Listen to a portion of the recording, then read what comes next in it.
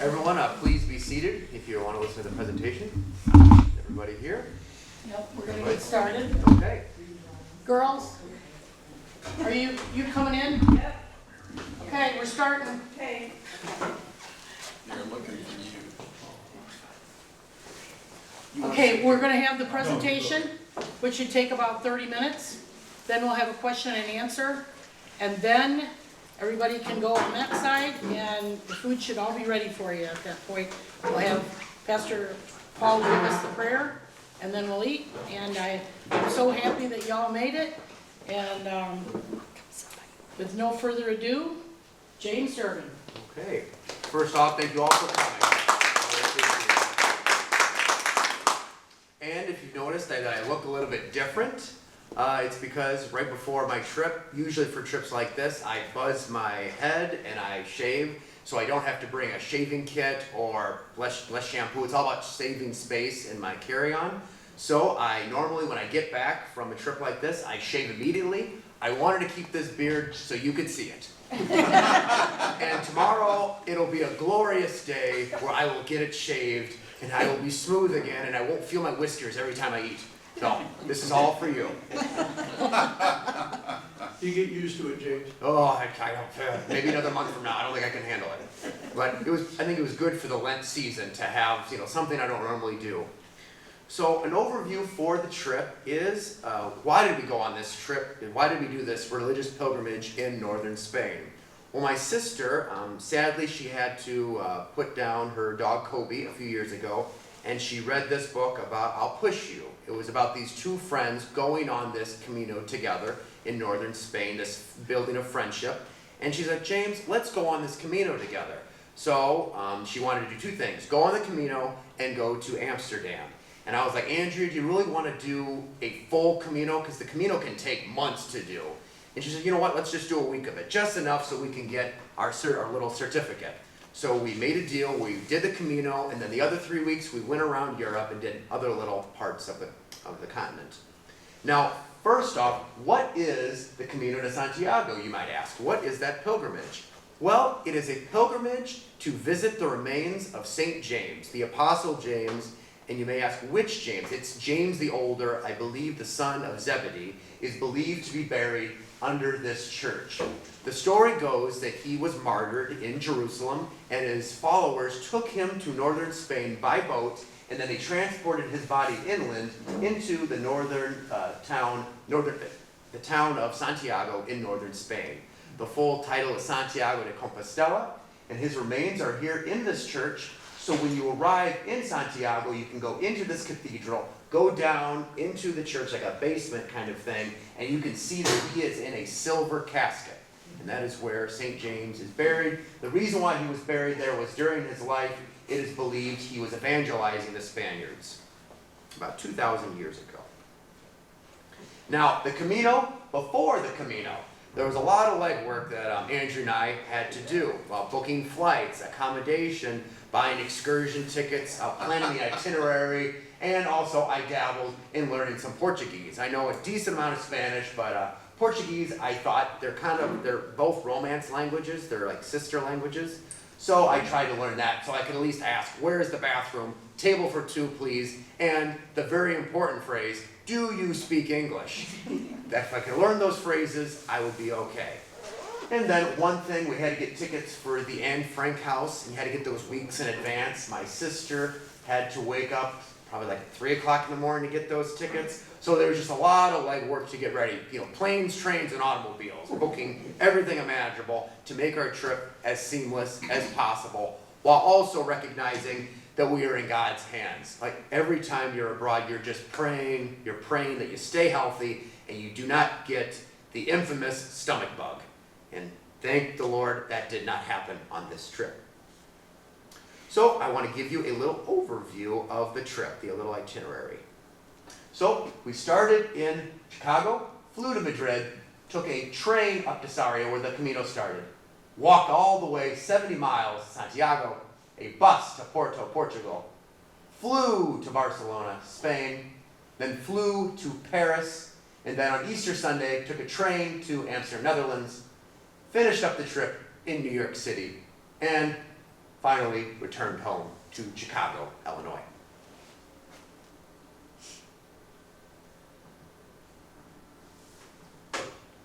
And then, after a long direct flight from Chicago to Madrid, we had to stay up. We got up, we got there around 8 o'clock in the morning, jet lag, so I made it clear to Andrea, we must stay up the whole day so we could, get properly adjusted. So we walked around Retiro Park, which is like Central Park. It was originally the private park of the Spanish monarchy. And I took us to get some chocolate with churros. And man, that was a long day, because you just totally hazed from getting up, like about a 9-hour flight, 8 or 9 hours. It was exhausting. Andrea was very patient with me, because even though we were jet lagged, I wanted to see everything. So go, go, go. And our first full day in Spain, we went to Segovia, Spain, which the reason why I wanted to go was when I was learning Spanish, these aqueducts were always in our textbooks. This was built by the Romans about 2,000 years ago to get the water from the nearby mountains to bring it down to the town of Segovia. And Segovia was very peaceful, about 60,000 people, and what made it really nice was certain parts of the town are actually closed off to vehicles during the day. Delivery trucks are allowed in the morning, but it allows for a very tranquil and relaxing. You don't have to worry about a car running you over. It's very minimal traffic.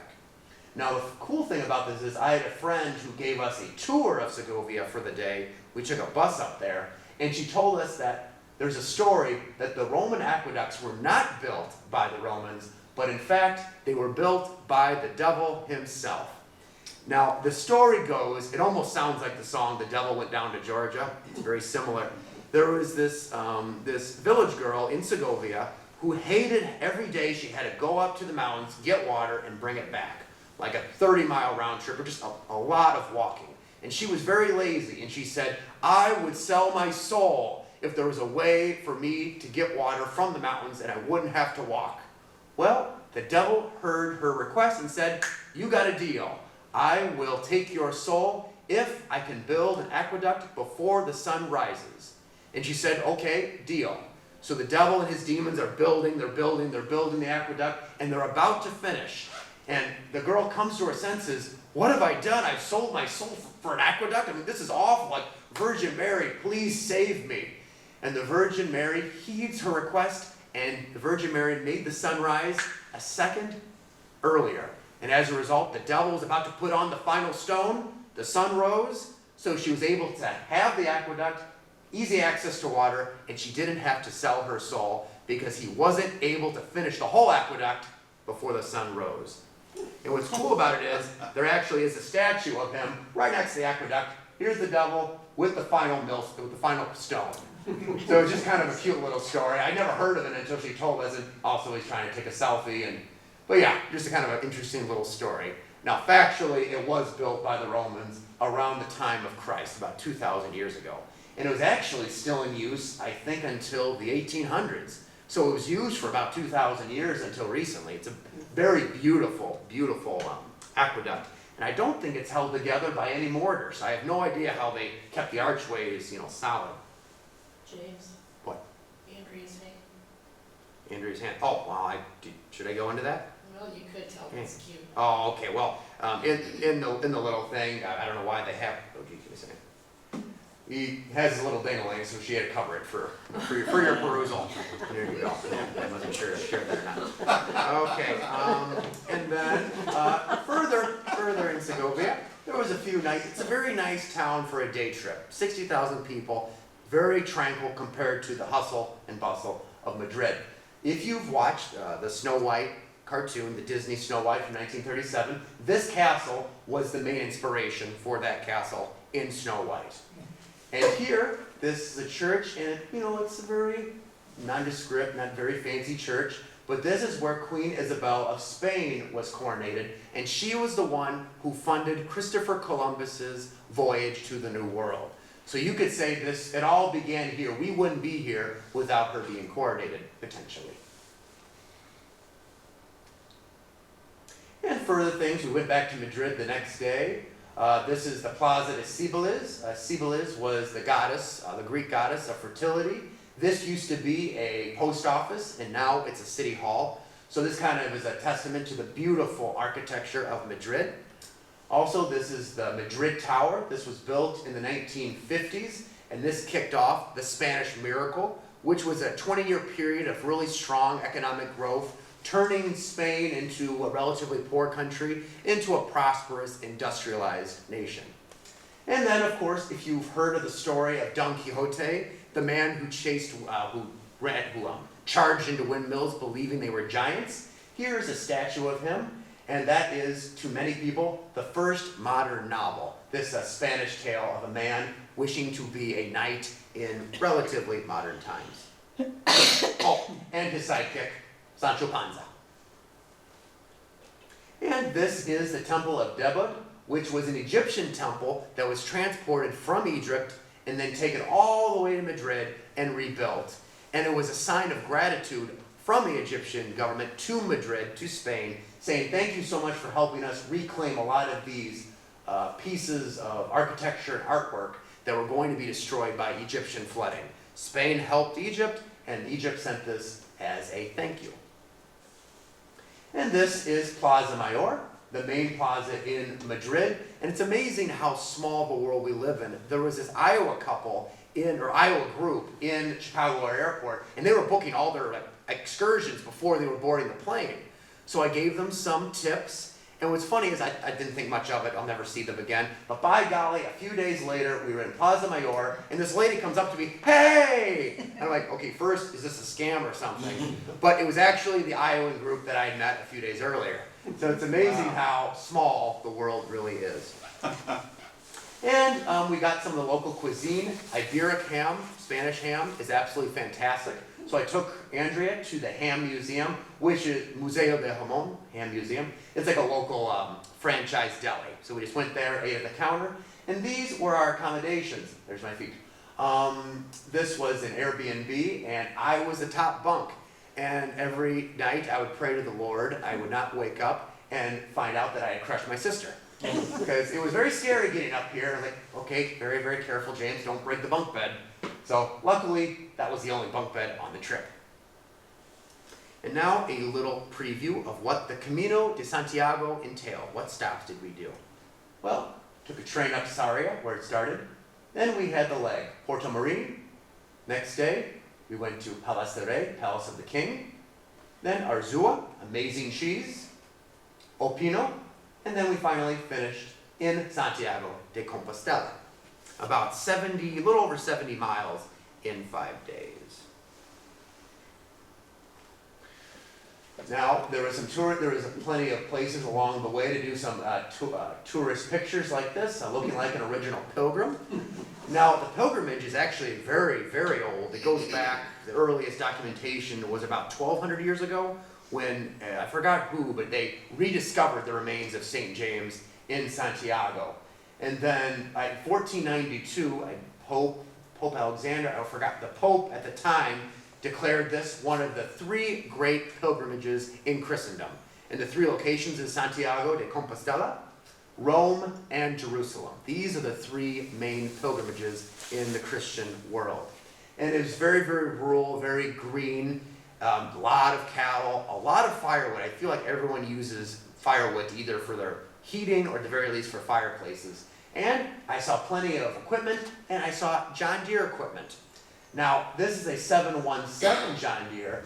Now, you may guess, I've never heard of a 717. Well, I did a little Google search, and these were made in Spain starting in the 1960s. So it was a specific John Deere brand for Spain.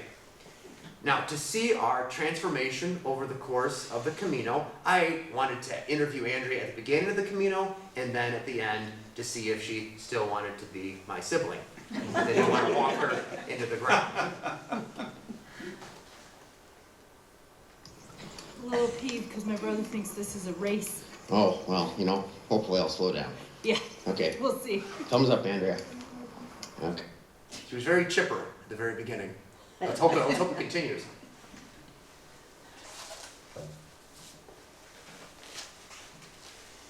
And then there are many beautiful churches. This was a very well-used route. This, 1,200 years people have been using this route. And it was incredibly green, just like it is here now. It felt like what Ireland would be in my imagination. Many people say northern Spain is very similar to Scotland and Ireland. Rolling hills, very, very green. You had sheep, you had lots of cows, you had Holsteins. It just was very, very rural and very peaceful. You saw some farmers in their fields, and it was actually about planting time. You could see a lot of stone structures, a lot of rolling paths, a lot of hills, which my sister was not happy with. And the one thing I was nervous about on the Camino was, am I going to get lost? Well, praise be, that was not the case, because about every few hundred yards there was one of these markers saying, this is the way, and this is how many kilometers you have left. So it was just very well marked. There was always someone you could follow, and it was very, very easy making friends on the Camino. You could see, hey, where are you from? Oh, I'm from Ireland, or we're from New York City. We met a friend group from Ohio. So very small world. We Midwesterners always seem to find each other. And this, a lot of people weren't sure what this was, but it looks a lot like a corn crib. This is a granary. This is like a symbol of Galicia, the region in Spain I was in. And there was just these were all over the place, these Galician granaries to hold their grain, and probably to be up high so the wind could dry out the corn. Because the two big crops they grew up there was corn and potatoes. Every day I seemed to eat potatoes. Very meat and potato kind of diet. And there was a lot of places they lived in stone buildings. Some were currently being lived in, and others you could tell they had been abandoned. But it looked like a lot of them, even with a bad roof, they had really, really good bones. If you put a new roof on a lot of them, they'd be perfectly good places to live. And here you have, like I said, it was tilling time. A lot of the soil looked like it was recently tilled. We were getting ready for planting. Now here, the cuisine was mainly meat and potatoes, but since we were near the water, you could eat cod. And can anyone guess what this is? Octopus. Bingo is exactly right. And boy, was that an experience. Because you got the little tentacles and you had the suckers. James, would you eat this again? No, but it was definitely part of the experience. I mean, how can I not try at least once? I'm glad we shared because, oh my goodness, I'll stick with chicken. Thank you very much. But you got to try the local cuisine, and it made no one sick, so we were no worse for the wear. And now we were about to, after 5 days, we had 1 day of rain. Overall, the weather was very nice. And what's amazing is how everything connects. My sister had a cold, and you can think like, Lord, please keep us healthy. But I didn't think about it until today's service. It all actually worked out because she was sick. A couple from Boston came up to me and said, do you want some cough syrup? Or we have was it not Tylenol? They had like Dayquil, some kind of Dayquil. And because of that interaction, they became our hiking buddies for the whole trip. And it was absolutely perfect because I hiked with the wife because she walked really fast. And Ed walked with my sister, so we were a little more equally yoked horses. So we all got to go at the pace that we were comfortable with. So we were walking into Santiago, we were seeing the church, and I had to ask him how everyone was feeling. Recorded you when we started this. How do you feel now? I'm in pain, but I'm happy it's over and also sad. You? I'm feeling wonderful, and I'm glad we met some wonderful friends along the way. How do you feel, Ed? I am, I'm like a little sad that it's going to end. Is it okay I'm recording you? Are you recording me? Yes, I'm recording you. Oh, okay. Yes, no, I feel really good. I feel strong. I feel like we're going to finish strong. Good. Pretty strong. You feel good, Gloria? Feel good. Okay. Feeling good, Louis. Doing good, Billy Ray. There's the church. Oh, we're almost there, everybody. Okay. And then you're walking like I cannot wait to be there. And what do you see in the distance? Nope. What do you see in the distance? I recorded you. What do you see? You see the beautiful and tall Cathedral of Santiago de Compostela. And it's just amazing how big it is. You're like, I don't know how I'm going to get this in the whole frame. Like, if you're in the picture, you look like an ant compared to just so tall. And they started building it. They did the groundbreaking 1,075 years after Christ. And they finished around 1200. But there's been constant renovation. So you have all different kinds of styles. You have Baroque, you have medieval, and you have the little, it's kind of hard to see in these pictures, you have the little pilgrims. And it's amazing how just symmetrical it is, how much carving there is. I don't know how they could have carved it and either carved it up there or moved this stone so high up in the air. I mean, it just seems incredibly hazardous. But It was just an absolutely beautiful church, and we were able to go to the Pilgrim Mass, and we went down into the church lower, and we got to see the remains of St. James. And then for a little break, we took a bus, and we went to the very warm climate of Porto, Portugal, with the beautiful, I believe it's the Luís Bridge, which we had to walk over. And we were up on the hill, which is one little oversight on my planning. It was a little hilly, which my sister, with her blisters, did not appreciate my decision. But it was a wonderful time. We got to see the Tower of the Two Clerics, and we got to go to the Atlantic Ocean, and it was actually quite a popular surfing spot. There's the Porto Cathedral, and the main reason why I went to Porto, why it was on my radar in the first place, it has the world's most beautiful McDonald's. It was a old, like 1930s cafe that McDonald's moved in and kept the architecture, kept the beautiful stained glass windows, like 1920s, 1930s, and it was really, really big. I mean, this was the lower level. I bet it could hold almost 200 people. So it was just a huge McDonald's, and it even had chandeliers. So it was very, very fancy for a McDonald's. And we got to try some of the local cuisine. These are called cachorrinos, which means like little dog. They're Portuguese hot dogs. So it was like meat, like pork and cheese. And this is called a francesinha, or in English, like a little Frenchie. It's originally from France, but it consisted of 2 pieces of bread, 3 different types of meat, like pork and steak, cheese, an egg on top, tomato sauce, and sometimes French fries. So very, very heavy. We always had to split one. So very, very delicious. And we really took advantage of the cafe culture in Europe. And these are little pasteles de nata, little nata cakes. And they're like a little crispy bread on the outside and an egg custard in the center. And my oversight on that was I didn't realize how sweet they would be. So I got like 4 of them for each of us, and that was a bad idea. 1 per person was more than sufficient. They were very, very sweet. And then we took a flight to Barcelona. This is Park Güell, built by Antoni Gaudi. And this is the Sagrada Familia, which is actually still under construction. I think it's been about 100 years worth of construction. Also built by Antoni Gaudi. And we went inside this Sagrada Familia, and it was just beautiful colors. Just absolutely gorgeous with the light going through the stained glass. And it was just incredibly tall. It was amazing. You were going into the church, and you saw it's amazing just how tall it was, just amazing amount of volume of space. And I took Andrea to the Mediterranean Sea. We had to get some tapas, and the reason why we went there is it was very, very local, and they had a $1 menu. So I had to take advantage of that. You know, they had $1 beer, they had $1 croquetas, they had $1 empanadas. This is Russian salad, which was like a cross between coleslaw and potato salad, which was nice to kind of offset all the fried food we were eating. Excuse me. And we had little croquetas, which were like a, which were like a little cream fritter, cream on the outside, crispy on the outside, and very creamy on the inside. Just absolutely delicious. I had croquetas many times in Spain. And we went to a flamenco show, which consists of a woman dancing and men playing, usually men, playing a guitar and singing. It's very emblematic of southern Spain. And then we took a flight to Paris. So, you know, the familiar sights. We went to the Arc de Triomphe. We went to the Eiffel Tower. And especially what I wanted to see after being closed for the last few years, we went to Notre Dame. And luckily, we got to attend the Thursday Mass the night before of Good Friday. So it was just an absolutely beautiful church, beautiful stained glass. It didn't feel like a medieval church. It was very warm and welcoming with chandeliers and lights. It was wonderful going in to attend a Mass. And I'm glad we got there early because it was full. And we also went to the Moulin Rouge. Luckily, I have a very good friend in Paris, and she said, I didn't even ask. She said, oh, you can stay with my parents if you like. So my sister and I were able to stay in Paris with free accommodation. So her parents were absolutely lovely, and luckily, it wasn't very far from Moulin Rouge, much to my sister's happiness, because once again, every day was like a forced march. Andrew, we gotta see this. Oh, we gotta see that. I wanted to see everything.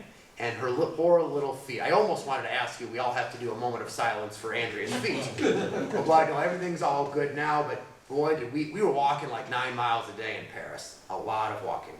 And much to her sadness, I said, Andrea, let's get a really, really good view of Paris. So we had to go all the way up these stairs to go to the Basilica of the Sacré-Cœur on Mount Martre, which gives you a great view of Paris, but it's a little bit of a walk, not too bad.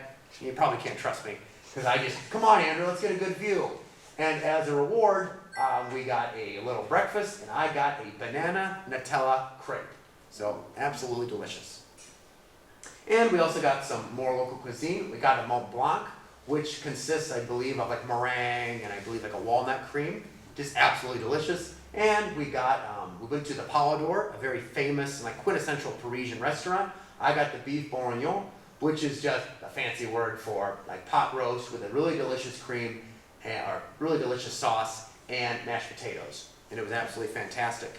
And then our last night there, we went to a small restaurant, and my goodness, was it small. It was no bigger than the corner of this room. It could only hold 3 tables. And it was this was the owner. She was like having your grandmother serve you. She didn't speak any English, so we had to do a lot of pointing.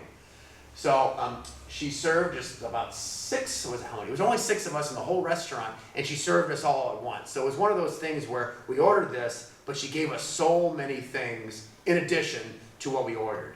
And she was actually the only restaurant in the whole time we were in Europe that we gave a tip.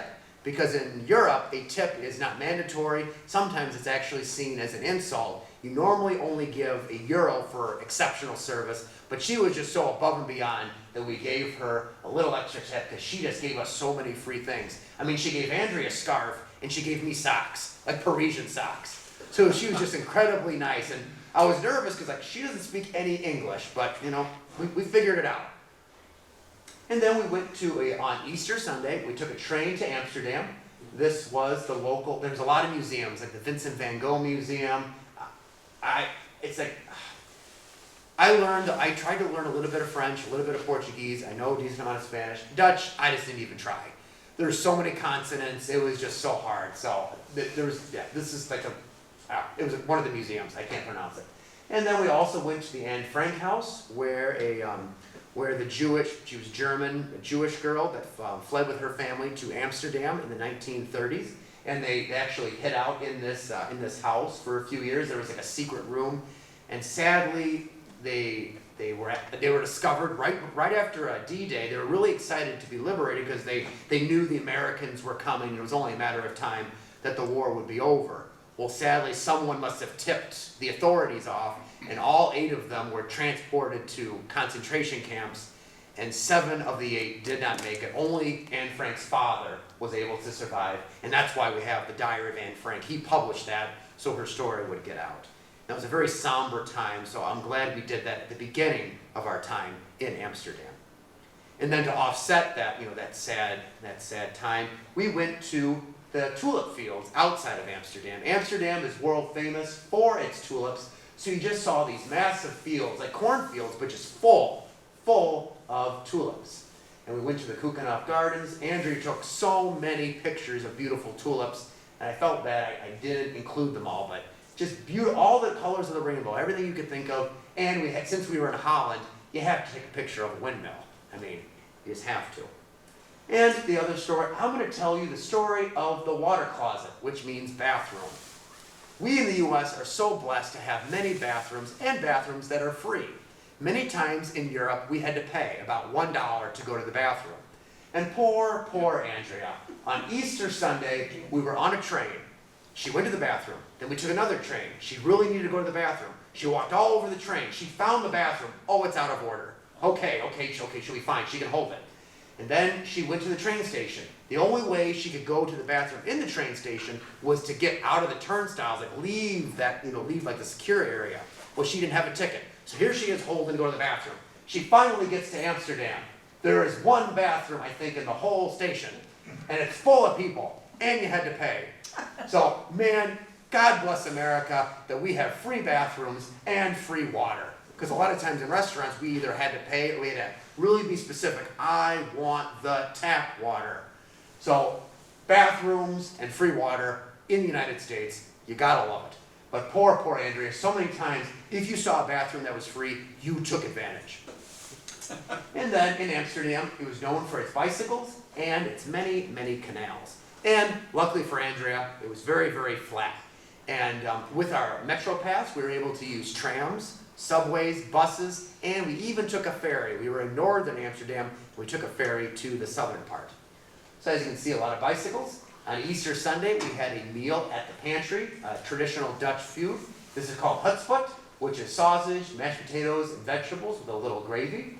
And we had stroop waffles a few days later, which is 2 waffles with caramel in the center to seal it. Absolutely delicious. And then finally, we flew back to the United States, and we went to, I took the free Staten Island ferry, and we got to see the Statue of Liberty, go to the New York Stock Exchange, and then for a little more somber moment, we actually went to Ground Zero. So there was 2 fountains in the location of where the 2 towers formerly stood. And there are 2 just beautiful waterfalls with all the names of the people that sadly lost their lives on September 11th. So it was just a very, very heavy moment, especially since, that was feels like only yesterday. So I'm glad we got to see that. That was at the top of our list. And then the other things we saw, we had to go to a Broadway show, and luckily only a block away from the Broadway theater was a pizza stand. Not just any pizza stand, but it was titled $1.50 Fresh Pizza. New York City used to have countless dollar pizza stands, a slice for $1. Well, due to inflation, it's now $1.50. So I used my handy dandy phone to find this, and every single day I found a $1.50 pizza place. And the deal was 2 slices of cheese pizza and a pop for $4. So, how can you pass that up? So that was my little snack before meals.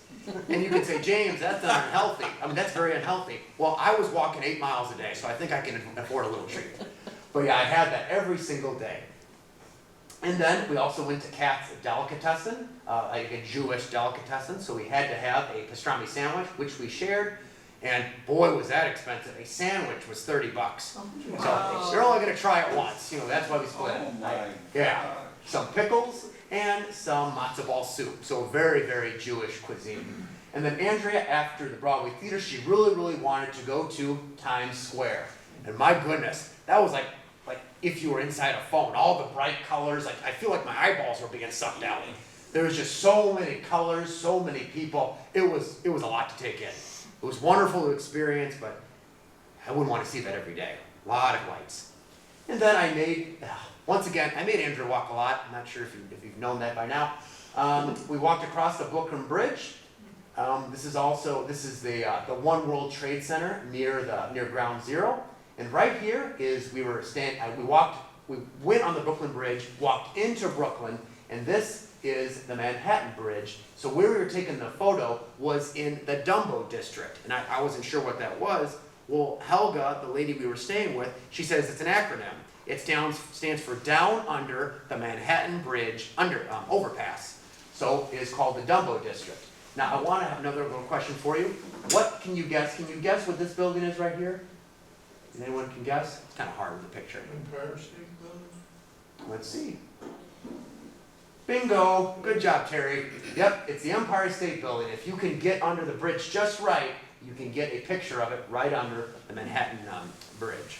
And what's amazing about this bridge is it's in a lot of movies because, see, Brooklyn was known for like a rough and tumble time. Like mobsters used to operate on that side of the city. So you see this in a lot of gangster movies, like Once Upon a Time in America. So I'm going to give you another little recap of the trip. We flew all the way nonstop to Madrid.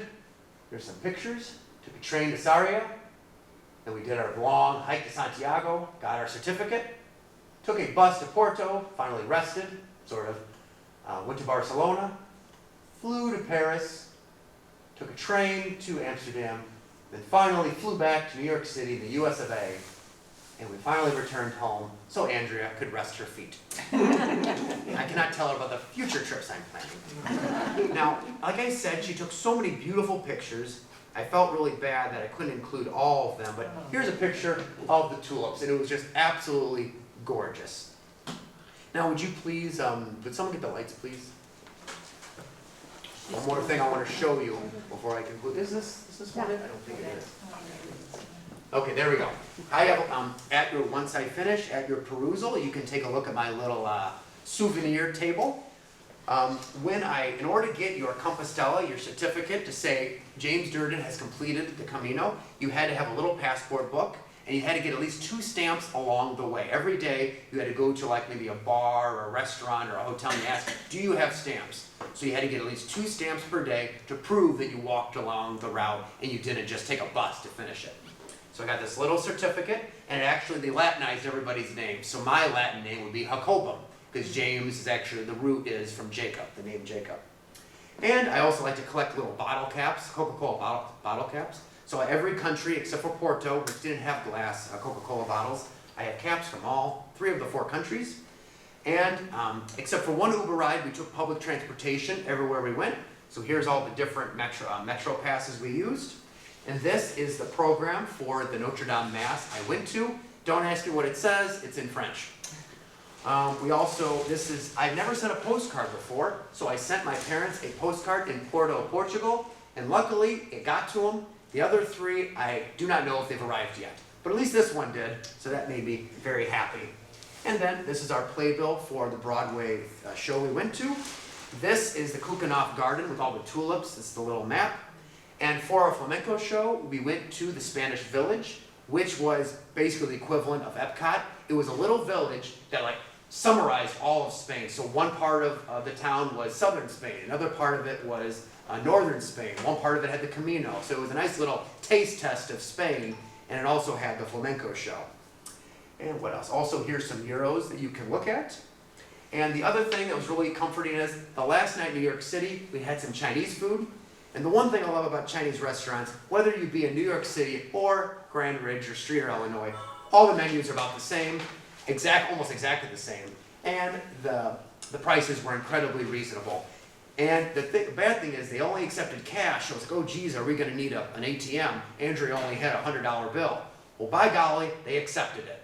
Which for me is amazing because nowadays a lot of places don't even accept $50 bills. And then yesterday, I don't know if any of you went to the Grand Ridge garage sale, but I was going to Marcia Heddle's place, and by golly, I found shells. Now you can say, why does this matter, James? Well, scallop shells are actually the symbol of the Camino de Santiago. And the reason being is when they brought St. James from the shore, they sailed all the way to northern Spain, they went across to Santiago to bury him. When pilgrims would walk across to finish the Santiago de Compostela Camino, they would walk to the sea to pick these up to prove I have completed the Santiago pilgrimage. So it's just amazing. Here in Grand Ridge, it had this is Andrea's favorite color, the symbol of the Camino was here in Grand Ridge all along. So it's amazing how everything connects. And what else do I want to tell you? Yep, that's it. And then the last thing I have to do is thank you so much for your time, and do you have any questions? So did you say that the remains, they're saying that the remains of James, the son of Zebedee, are in a coffin-like structure? It's a silver coffin. You can't see through it. It's a silver coffin, correct. Okay, Mm-hmm. okay. But you can see the coffin? You can see the coffin. You can go down into the stairs, and you can basically say hello to him. I don't think you could take pictures. And then you go up and there's a statue of him, and the custom is to hug the statue of St. James. But yes, that's how the story goes, and the remains were rediscovered around 800 years after the birth of Christ. So it's a very old pilgrimage. Any other questions? Where did you sleep on the 5-day trip? That's one thing I wanted to. This is my sister's first big adventure outside of the United States. Well, at least the first really big adventure, not staying in hotels. We used a service called Santiago Ways that booked our accommodations on the Camino. The rest of the trip, she and I planned, but we used Santiago Ways to book our accommodations. Because what usually people do, they use hostels. But the problem is with the Camino, it is so busy. A lot of times, if you were to just wing it, they may not have a bed for you. So we used a service to book our accommodation, book our meals, and thank goodness, book all of our luggage. We didn't have to carry 40 pounds of luggage every day. So yes, we used a service for our accommodations, and it worked out fantastic. Any other questions? Well, I thank you all so much for listening, and you can look at my little souvenirs if you would like. Thank you again.